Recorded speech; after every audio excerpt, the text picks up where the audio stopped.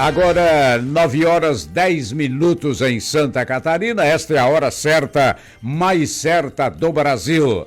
Operação Mensageiro revela estratégias da empresa Serrana para fraudar licitações no estado.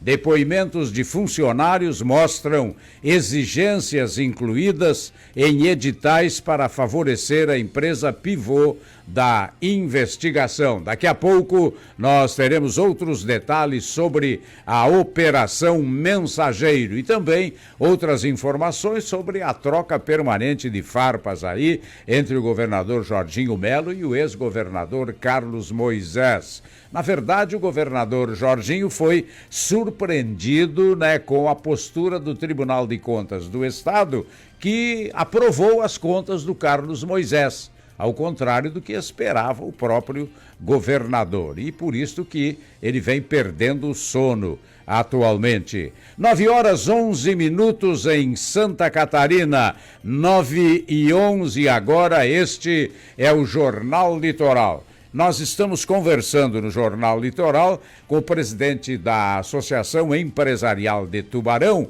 o Giancarlo de Bom da Silva. Presidente Giancarlo, eu dizia o seguinte: a CIT e demais entidades classistas têm procurado manter uma aproximação com o governo municipal. Tem dado resultado essa aproximação e qual é o objetivo dela? Sem dúvida, esse conselho de entidades foi criado em 2020 devido à pandemia, que nós, a gente na época precisou tomar algumas ações em conjunto e esse conselho nasceu lá. Hoje já são 11 entidades, que fazem parte, capitaneado pela CIT e pela CDL, que ele tem o objetivo assim, auxiliar. Isso já tem, a gente começou a fazer pesquisa, tem alguns municípios de Santa Catarina e do Brasil que já tem esses conselhos trabalhando junto com o poder público para que a coisa se inverta um pouco, porque geralmente as decisões elas são muito políticas e não se ouve muito a base, que é o empresário, que é a população, quem paga, Quem paga as contas somos nós. Às vezes até por esquecimento do gestor, Exato. não é? Então, assim, às vezes o político, o gestor, ele tem assim, eu quero asfaltar a rua tal.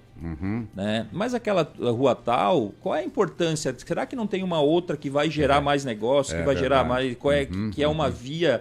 estritamente necessária de produção, de indústria, etc. Então essas entidades, elas foram, esse núcleo, esse conselho foi criado para isso, para dar um suporte. Certo. Claro, o poder público precisa querer, o prefeito precisa querer, os vereadores precisam aceitar mas a gente vai estar participando diretamente. Eu falei nas últimas reuniões que ele é um conselho que ele veio para ficar. Então, cada vez mais a população, cada vez mais a cidade, ele vai ouvir falar desse conselho. E não é um conselho que foi formado com intuito político, com qualquer coisa. Pelo contrário, é um conselho, é um grupo de empresários, que nós representamos hoje quase 32 mil empregos em Tubarão. Então é muita coisa, é muita coisa. Então a gente só quer ser ouvido no sentido de colaboração. E é isso...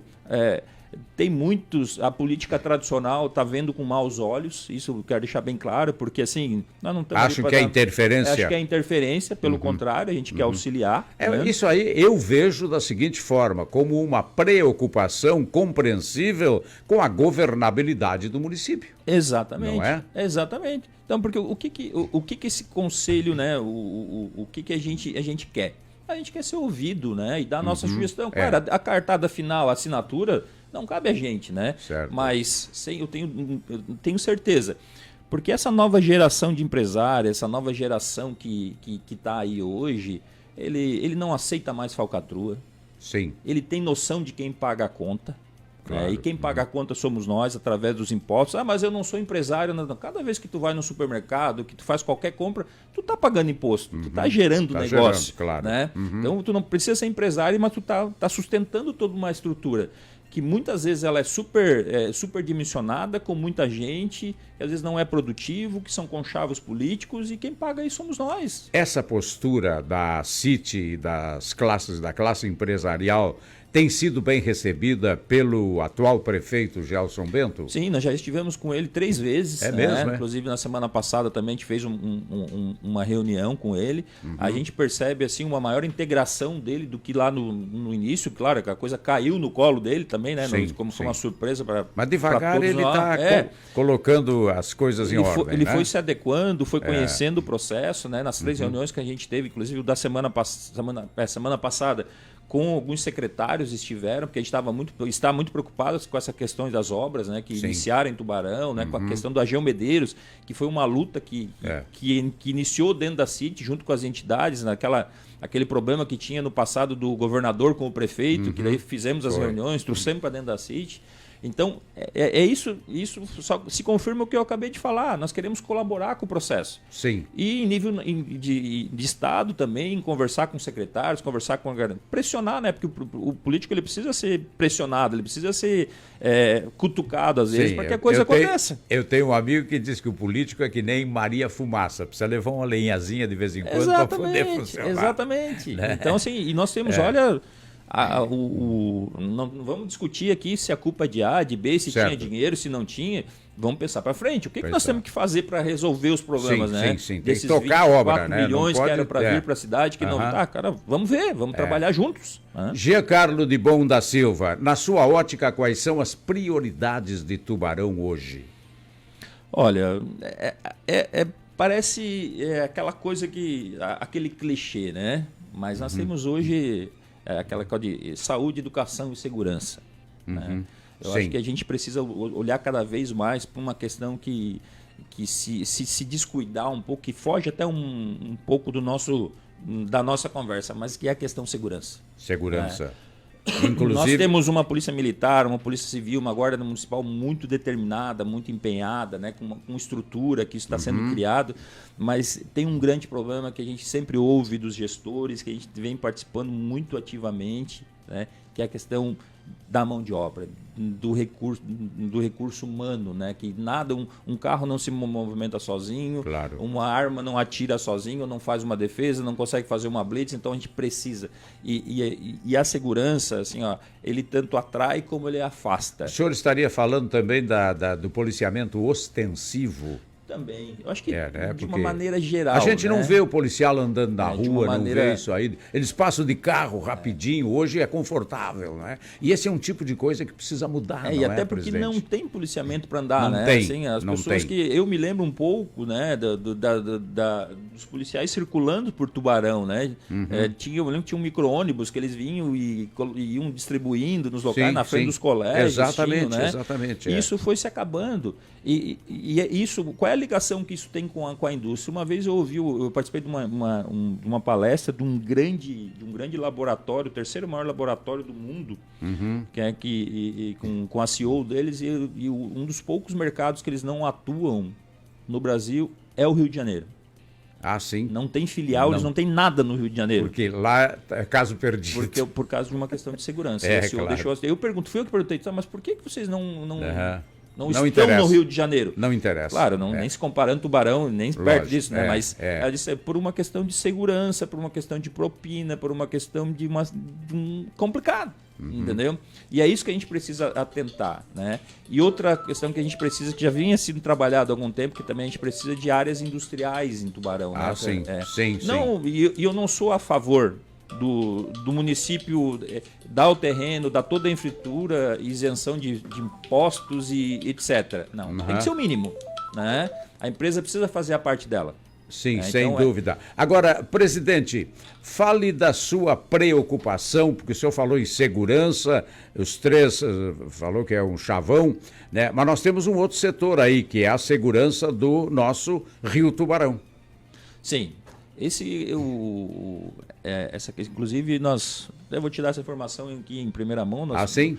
Nós marcamos ontem o presidente Sérgio, o presidente da FACISC, marcou uma reunião com o secretário de Infraestrutura do Estado, vai ser na semana que vem, dia 7, na FACISC, onde a gente vai discutir essa questão do complexo... Qual secretário? De Infraestrutura do Estado. De Infraestrutura, é o... Agora me fugiu o nome dele. É aquele deputado... Isso, o ex-deputado deputado, Drevec. Exato. Aí nós vamos discutir essa questão do complexo lagunar, né? Porque a gente fala Rio Tubarão, mas é um complexo lagunar. Complexo lagunar, é bacia do Tubarão, Exato, tudo, porque claro. não adianta nós começar a fazer um desassoreamento com só Tubarão ou começar de um ponto e esquecer lá na região de Laguna. Né? Nós temos a questão do Rio Capivari agora, né? Que nós tivemos uma reunião há poucos dias ali com a comunidade do Santo André, junto com a prefeita do Capivari, porque na última enchente do mês de dezembro, novembro ali, ficou embaixo d'água. Porque aquilo ali não tem a ver com o Rio Tubarão, tem a ver com o Rio Capivari, que vem lá por cima. E na sua ótica, qual é a alternativa, pela sua experiência de Tubarão e região, qual seria a alternativa? Olha, eu acho que assim, ele precisa, eu não sei qual é o melhor sistema, né? Mas primeiro tem que passar por uma conscientização da população. Sim. Essa questão do saneamento. Porque a população, como um todo, só lembra disso quando chove. Exatamente. Né? Eu acho que a conscientização, a educação dessa geração que está vindo do rio, né? Da importância que o rio tem para a gente, do lixo, né? Tudo isso. Sim. A gente precisa fazer esse desassoreamento. Eu acho que tem que tirar, tem que fazer uma dragagem realmente lá de cima. Se vai ser feita uma barragem, se vai ser feito diques, isso é uma discussão técnica, né? A questão ali da lagoa, né? Ali do Cabeçudas, né? Que aquilo ali é um problema muito sério também, que já existem estudos ali que comprovam que a lagoa está morrendo, inclusive nós vamos discutir lá na semana que vem. Tem que abrir aquele canal ali, né? Não dá aquilo fechado do jeito que está, acaba com o camarão, tudo. Então assim, e a gente precisa olhar para o rio como algo positivo, né? Não como algo que só traz desgraça para nós ao longo da história. Não, a gente tem que olhar para até como um ponto turístico que precisa ser trabalhado, ele precisa ser melhorado, precisa criar condições de navegar, precisamos botar empresa para nós subir o rio, descer o rio e até a laguna de uma forma consciente, né? Giancarlo de Bom da Silva, como é que o senhor tem acompanhado esta questão da legislação tributária? O governador, por exemplo, governador do estado, Jorginho Melo, defende o imposto único. Qual é a sua visão? Olha, eu também sou a favor do imposto único. Né? Eu acho que seria uma grande... Isso diminuiria a burocracia, ficaria muito mais fácil. Mas aí tem que promover demissão. Vai ter que enxugar a máquina, porque é a multiplicidade de impostos que mantém a burocracia. Eu sou a favor e acredito que seria o ideal, mas se tu me perguntar se tu acredita, eu não acredito que vai acontecer. Não.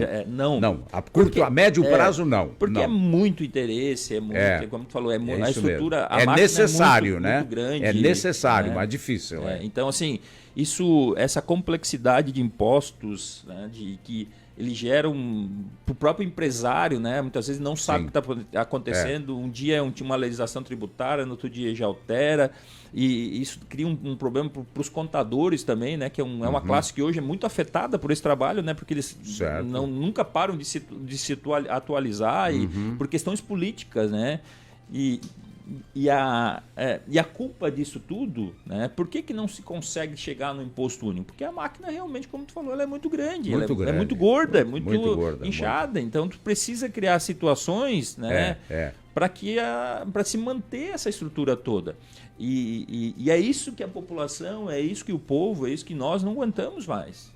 Planos da CIT agora para o próximo semestre, o presidente Giancarlo? Fortalecimento dos núcleos. Né? Sim. Nós já estamos fortalecimento e ampliação. A nossa meta de 10 núcleos, a gente já está ampliando ela para 15. Nós já queremos criar mais, já temos mais 3 segmentos interessados, né? Que a gente está começando a estudá-los para a gente colocar mais núcleos. Então, o nosso fortalecimento, a nossa energia, né, vai ser em cima dos núcleos. Vai ser ali porque a gente vai trabalhar fortemente. Porque além de a gente trabalhar nichos específicos, né, de segmentos de indústria, de comércio e de turismo, né, a gente fortalece ainda mais o associativismo. Muito bem. Alguma coisa que eu não lhe perguntei, o senhor gostaria de destacar, presidente? Olha, eu só queria primeiro agradecer o espaço, né, e dizer que a CIT está à disposição ali para todos os empresários, quem não faz parte, que vá conhecer um pouquinho lá do que é o associativismo, né?